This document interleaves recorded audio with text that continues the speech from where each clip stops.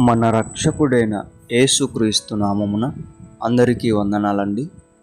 ఈరోజు దేవుని మాటలు అపోస్తలుడైన పౌలు తిమోతికి రాసిన 2వ పత్రిక 2వ అధ్యాయం 1వ వచనం. నా కుమారుడా, క్రీస్తు యేసునందున్న కృపచేత బలవంతుడవు కమ్ము. ప్రియమైన దేవుని బిడ్డలారా, ఏ విషయంలో బలహీనపడుతున్నారు? ఏ విషయంలో మీరు దిగులు చెందుతున్నారు? ప్రార్థన చేయలేకపోతున్నారా? వాక్యం చదవలేకపోతున్నారా?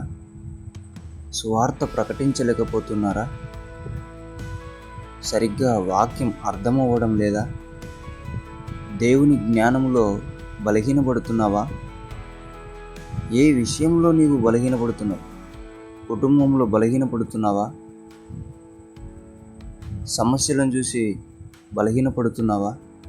ఏ విషయంలో నీవు బలహీనపడుతున్నావు? ప్రియ దేవుని బిడ్డ, నీవు దేవుని కుమారునివి.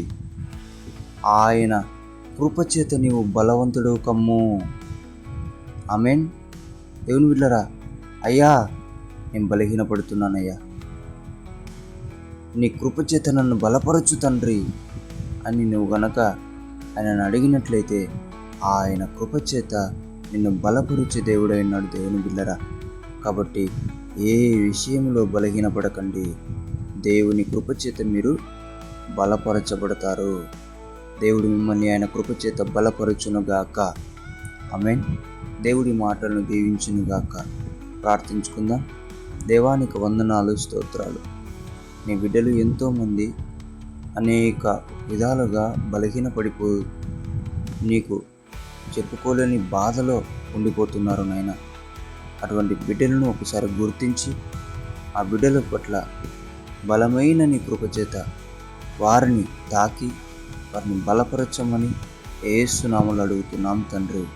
ఆమేన్.